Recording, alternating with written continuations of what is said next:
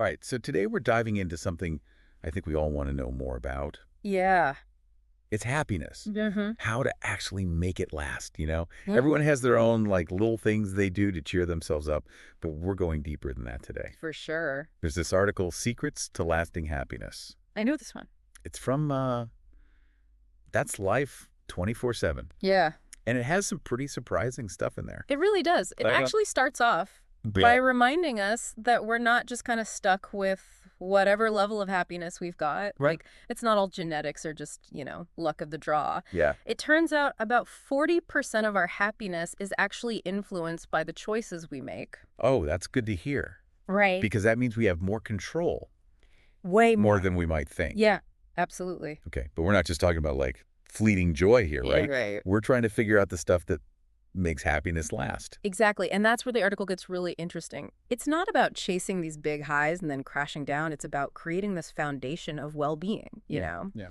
And one of the first things it talks about is the power of connection, Yeah. even in small doses. It's funny you say that Uh-huh. because I feel like we've all heard that advice before. Oh, yeah. Classic advice. Like make friends, be social for happiness. It's true, though. It is true. But this article goes deeper. Okay. It talks about even those brief encounters, Like what? chatting with someone at the checkout line, Yeah, it's just little things like that. or even just the smile from a stranger. Okay, but why is that powerful? Because it taps into this like fundamental human need, belonging. Okay. Even those tiny little interactions, they release these feel-good chemicals in our brains. No kidding. Yeah, and that impacts our sense of well-being. It's Ah. like a mini dose of social connection that just brightens your day. It's not about having like a massive social circle. It's more about just sprinkling those little moments Exactly. throughout your day. I love that. Me too. Me too. Yeah. The article also brings up gratitude, Oh, yeah. which seems pretty standard. Sure, Like it's happiness 101. for sure. But then it mentions this thing called, Negative visualization. yes, that's the one. I love this one. I don't know. It sounds kind of, It sounds bad. yeah, counterintuitive, right? Totally. So break this down for me. Okay, so instead of just making a list of all the good things in your life, counting your blessings. Right. The typical stuff. Exactly. Yeah. You actually imagine losing them. Hold on. Wait. So I'm picturing everything going wrong. Yeah, kinda. That doesn't exactly sound like a path to happiness. I know, it sounds messed up, right? Yeah. But stick with me on this. Okay. It's about vividly imagining Mm-hmm. the absence of the things we usually take for granted. Like. Okay, so your health, Okay. Lost that. your loved ones, Oh, I know. even just a safe place to live. All right. Scary stuff. Right. But here's the thing. Yeah. When you do that, when you really sit with that feeling of loss, Yeah. you suddenly feel this intense appreciation for what you do have. It's like a mental contrast, right? Exactly. It's like seeing the potential downside makes you realize how good the upside actually is. Yeah. It reframes your whole perspective. Yeah. And it cultivates a much deeper sense of gratitude. And gratitude equals Happiness. lasting happiness. Exactly. I'm seeing it now. Yeah, it's cool. All right, so next up, the article gets into this classic debate. Oh, this is a good one. Experiences versus possessions. Yes. The age-old question. Does that new car, that new whatever, does it really make you happy? Or is it just a temporary high? And the science actually has something to say about that. Oh, does it now? Yeah, it's this concept called hedonic adaptation. Okay, I'm listening.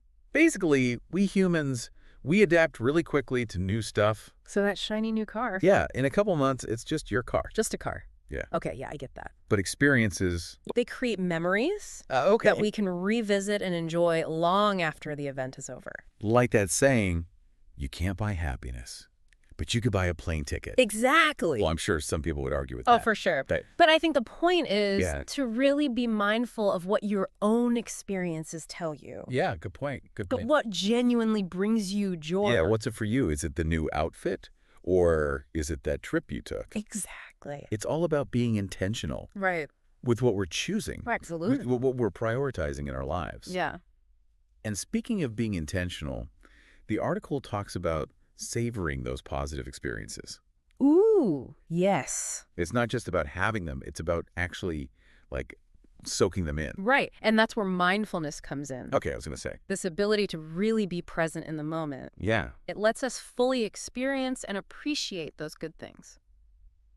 Think about it. How often are we actually fully present when something good is happening? Right, checking our phone. On our phones, thinking about to-dos. Yeah, worrying about the next thing. Ugh, it's the worst. We're just not there. Not in the moment. Yeah. But if we can, like, train I'll ourselves see ourselves. to actually be present, To savor. those moments. That's where the lasting happiness kicks in. That's what we're going for. Yeah.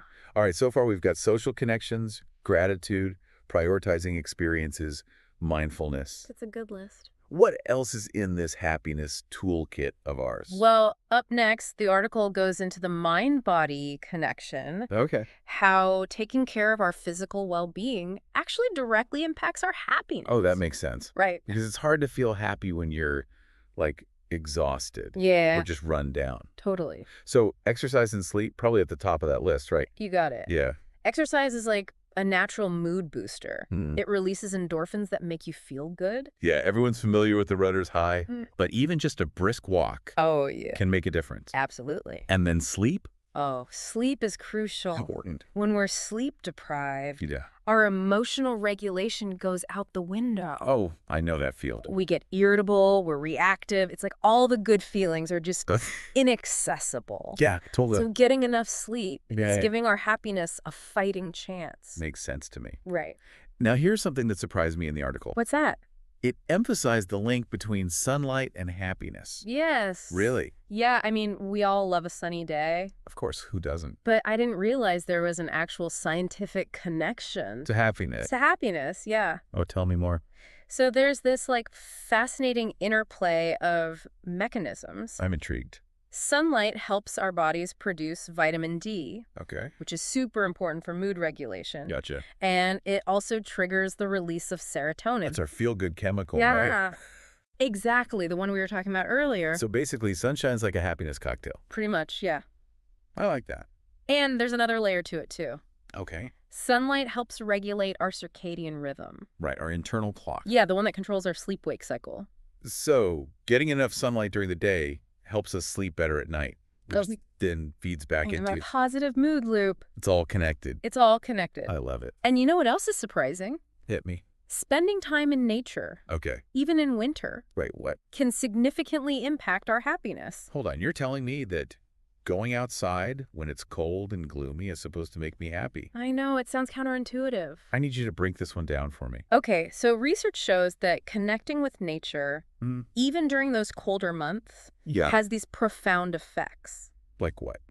It fosters this sense of peace, Okay. tranquility, it encourages physical activity, and it can even help with seasonal affective disorder. Oh, the winter blues. Exactly. So a little bit of nature time can help combat that. It can, yeah. Interesting. And it doesn't have to be like hours of hiking in the snow. Thank goodness. Just a quick walk in the park, noticing the trees, breathing fresh air. Yeah. Okay. It can make a difference. We are wired to connect with nature, huh? We are. Even a brief exposure. Can reset your whole mood. Wow, I'm starting to see how this all fits together. Right. Social connection, gratitude, prioritizing experiences, mindfulness, taking care of our bodies, sunlight, nature. It's a lot. It's like a holistic approach It is to a- happiness. Yeah, it's about recognizing that our happiness is influenced by all these different factors, Mm-hmm. both internal and external. Internal, external. But the great news is we have some control over a lot of them. And that brings us back to that 40% we talked about The 40%, yeah, at the beginning. the choices we make. This is showing us how we can,